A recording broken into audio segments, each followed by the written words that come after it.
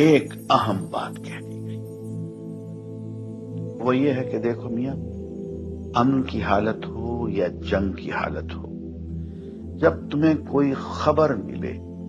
تو اس خبر کو آگے اچھال نہ دیا کرو، خبر کو متعلق آدمیوں کی طرف مبذول کر دیا کرو، منتقل کر دیا کرو۔ اگر کوئی خبر ایسی حساس ہے جس کا پھیلانا ضروری نہیں ہے تو اس خبر کو نہ پھیلایا جائے، کوئی گنجائش نہیں۔ فرمایا کہ جب کبھی امن یا جنگ کی کوئی خبر سننے میں آئے تو اسے عوام میں ہرگز مت پھیلاؤ، اس کو ذمہ دار لوگوں تک پہنچاؤ، وہ فیصلہ کریں گے کہ اس خبر کو آگے پھیلانا ہے یا نہیں پھیلانا۔ جب ان کے پاس کوئی خبر پہنچتی ہے کسی بات کی، من الامن او الخوف، امن کے بارے میں یا خوف کے بارے میں، کہیں سے خبر آ گئی کہ فلاں قبیلہ چڑھائی کرنے کی تیاری کر رہا ہے، حملہ کرے گا، اذاعوا بہ، تو وہ اس کو پھیلا دیتے ہیں، نشر کر دیتے ہیں، عام کر دیتے ہیں، تاکہ لوگوں میں خوف اور ہراس پیدا ہو جائے۔ یہ اسی سے اذاعہ کا لفظ آج کل بنا ہوا ہے، ریڈیو کو، نشر کو، براڈ کاسٹنگ کے لیے یہ لفظ ہے عربی کا، جدید عربی کا، اذاعۃ الجمہوریۃ المتحدہ العربیہ، یہ جو ریڈیو ہے، this radio of United Arab republic, یہ میں سنا کرتا تھا کبھی، شیخ عبد الباسط عبد الصمد کی قرات ہوا کرتی تھی مصر سے، تو وہ اذاعۃ الجمہوریۃ المتحدہ العرب، تو یہ جو ہے وہ اذاعہ اب نشر کرنے کے لیے، اذاعوا بہ، وہ اس کو نشر کر دیتے ہیں۔ وَلَوْ رَدُّوهُ إِلَى الرَّسُولِ، اگر وہ اس کو لوٹاتے رسول کی جانب کہ حضور یہ خبر آئی ہے، اس طرح کی اطلاع آئی ہے، وَإِلَىٰ أُولِي الْأَمْرِ مِنْهُمْ، یا جو اور اولو الامر ہے، بہرحال اوس کے سردار ہیں، سعد بن عبادہ ہیں، ان تک بات پہنچا دیں، اس خزرج کے سردار، یا اوس کے سردار ہیں سعد بن معاذ، ان تک پہنچا دیں۔ اگر یہ کرتے لَعَلِمَهُ الَّذِينَ يَسْتَنبِطُونَهُ مِنْهُمْ، تو یہ بات ان لوگوں کے علم میں آتی جو اس کا استنباط کر سکتے، نتیجہ نکال سکتے، کتنی بات صحیح ہے، اس کا نتیجہ کیا نکل رہا ہے، ہمیں کیا قدم اٹھانا چاہیے۔ اور جب انہوں نے وہ خبر ایسے ہی جو ہے پھیلا دی تو اس کا نتیجہ کیا ہوگا کہ لوگوں میں ایک سراسیمگی پیدا ہو گئی، ایک فکر پیدا ہو گیا، جسے آپ کہتے ہیں دنیا میں ہو جاتا ہے، سنسنی سی پیدا ہو جاتی ہے۔ وَلَوْلَا فَضْلُ اللَّهِ عَلَيْكُمْ وَرَحْمَتُهُ، اور اگر اللہ کا فضل اور اس کی رحمت تمہارے شان میں حال نہ ہوتی، لَاتَّبَعْتُمُ الشَّيْطَانَ إِلَّا قَلِيلًا، تو تم سب کے سب شیطان ہی کی پیروی کرتے سوائے چند کے۔ اے لوگو جو ایمان لائے ہو، اگر کوئی فاسق تمہارے پاس کوئی خبر لے کر آئے تو تحقیق کر لیا کرو، کہیں ایسا نہ ہو کہ تم کسی گروہ کو نادانستہ نقصان پہنچا بیٹھو اور پھر اپنے کیے پر پشیمان ہو۔ اکثر مفسرین کا بیان ہے کہ یہ آیت ولید بن عقبہ بن ابی معیط کے بارے میں نازل ہوئی ہے۔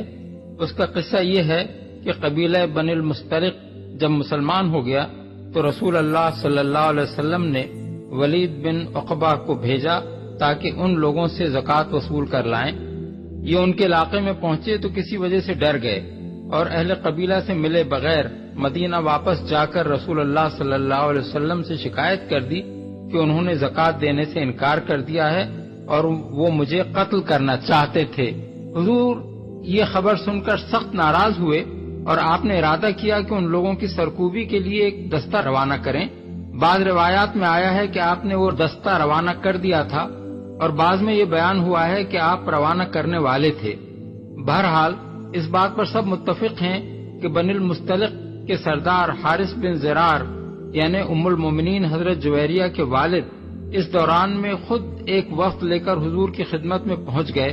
اور انہوں نے عرض کیا کہ خدا کی قسم ہم نے تو ولید کو دیکھا تک نہیں، وجہ کے زکوٰۃ دینے سے انکار اور ان کے قتل کے ارادے کا کوئی سوال پیدا ہو۔ ہم ایمان پر قائم ہیں اور ادائے زکوٰۃ سے ہمیں ہرگز انکار نہیں ہے۔ اس پر یہ آیت نازل ہوئی۔ حضرت ام سلمہ کی روایت میں یہ پورا قصہ بیان تو اسی طرح ہوا ہے مگر اس میں ولید کے نام کی تصریح نہیں ہے۔ اس نازک موقع پر جبکہ ایک بے بنیاد خبر پر اعتماد کر لینے کی وجہ سے ایک عظیم غلطی ہوتے ہوتے رہ گئی، اللہ تعالیٰ نے مسلمانوں کو یہ اصولی ہدایت دی کہ جب کوئی اہمیت رکھنے والی خبر جس پر کوئی بڑا نتیجہ مترتب ہوتا ہو تمہیں ملے تو اس کو قبول کرنے سے پہلے یہ دیکھ لو کہ خبر لانے والا کیسا آدمی ہے۔ اگر وہ کوئی فاسق شخص ہو یعنی جس کا ظاہر حال یہ بتا رہا ہو کہ اس کی بات اعتماد کے لائق نہیں ہے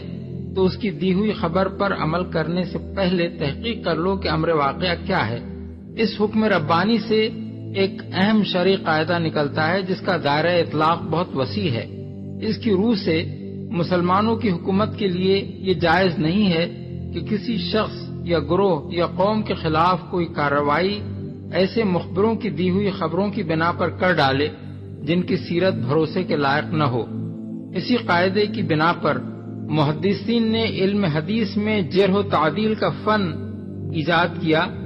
تاکہ ان لوگوں کے حالات کی تحقیق کریں جن کے ذریعے سے بعد کی نسلوں کو نبی صلی اللہ علیہ وسلم کی احادیث پہنچی تھیں، اور فقہا نے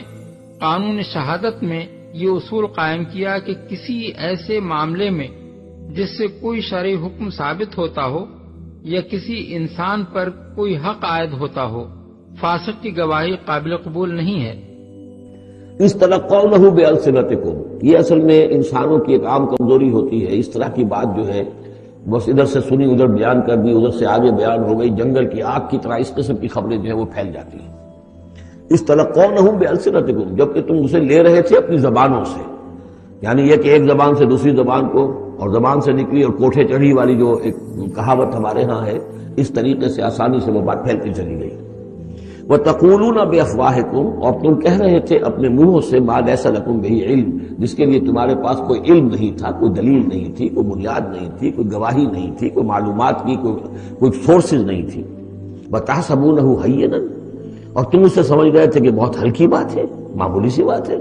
وَهُوَ عِندَ اللَّهِ عَظِيمٌ، جبکہ یہ اللہ کے نزدیک بہت بڑی بات ہے۔ کہ جب بھی کوئی بات اپنی زبان سے یا اپنے قلم سے نکالو تو پہلے یہ سوچ لو کہ اس بات کو مجھے کسی عدالت میں ثابت کرنا ہے۔ عدالت میں اگر تم اس پوزیشن میں ہو کہ جو بات تم نکال رہے ہو وہ کسی عدالت میں ثابت کر سکو تو بے شک کہہ دو اور لکھ دو، لیکن اگر اس پوزیشن میں نہیں ہو تو ہرگز وہ بات نہ لکھو نہ کہو۔ کیوں؟ اس لیے کہ ہو سکتا ہے اسی دنیا میں کسی وقت تم سے مطالبہ ہو جائے عدالت، کسی دنیا کی عدالت میں کہ ثابت کرو اپنی اس بات کو، اور اگر اس دنیا میں نہ ہوا تو آخرت میں تو ہوگا ہی ہوگا۔ آخرت کی عدالت میں اللہ تبارک و تعالیٰ کے سامنے سب کچھ حاضر ہوگا اور تمہیں ثابت کرنا ہوگا۔ اگر ثابت نہیں کر سکتے تو منہ سے نہیں نکالو۔ اور ہمارے اس براہ راست علم کے علاوہ 2 کاتب اس کے دائیں اور بائیں بیٹھے ہر چیز ثبت کر رہے ہیں، کوئی لفظ اس کی زبان سے نہیں نکلتا جسے محفوظ کرنے کے لیے ایک حاضر باش نگراں موجود نہ ہو۔ یعنی ایک طرف تو ہم خود براہ راست انسان کی حرکات و سکنات اور اس کے خیالات کو جانتے ہیں، دوسری طرف ہر انسان پر 2 فرشتے مامور ہیں جو اس کی ایک ایک بات کو نوٹ کر رہے ہیں، اور اس کا کوئی قول و فعل ان کے ریکارڈ سے نہیں چھوٹتا۔ اس کے معنی یہ ہیں کہ جس وقت اللہ تعالیٰ کی عدالت میں انسان کی پیشی ہوگی اس وقت اللہ کو خود بھی معلوم ہوگا کہ کون کیا کر کے آیا ہے، اور اس پر شہادت دینے کے لیے 2 گواہ بھی موجود ہوں گے جو اس کے اعمال کا دستاویزی ثبوت لا کر سامنے رکھ دیں گے۔ یہ دستاویزی ثبوت کس نوعیت کا ہوگا اس کا ٹھیک تصور کرنا تو ہمارے لیے مشکل ہے، مگر جو حقائق آج ہمارے سامنے آ رہے ہیں انہیں دیکھ کر یہ بات بالکل یقینی معلوم ہوتی ہے کہ جس فضا میں انسان رہتا اور کام کرتا ہے اس میں ہر طرف اس کی آوازیں، اس کی تصویریں اور اس کی حرکات و سکنات کے نقوش ذرے ذرے پر ثبت ہو رہے ہیں، اور ان میں سے ہر چیز کو بعینہ ہی انہی شکلوں اور آوازوں میں دوبارہ اس طرح پیش کیا جا سکتا ہے کہ اصل اور نقل میں ذرہ برابر فرق نہ ہو۔ انسان یہ کام نہایت ہی محدود پیمانے پر آلات کی مدد سے کر رہا ہے، لیکن خدا کے فرشتے نہ ان آلات کے محتاج ہیں نہ ان قیود سے مقید۔ انسان کا اپنا جسم اور اس کے گرد و پیش کی ہر چیز ان کی ٹیپ اور ان کی فلم ہے جس پر وہ ہر آواز اور ہر تصویر کو اس کی نازک ترین تفصیلات کے ساتھ جوں کی توں ثبت کر سکتے ہیں، اور قیامت کے روز آدمی کو اس کے اپنے کانوں سے اس کی اپنی آواز میں اس کی وہ باتیں سنوا سکتے ہیں جو وہ دنیا میں کرتا تھا، اور اس کی اپنی آنکھوں سے اس کے اپنے تمام کرتوتوں کی چلتی پھرتی تصویریں دکھا سکتے ہیں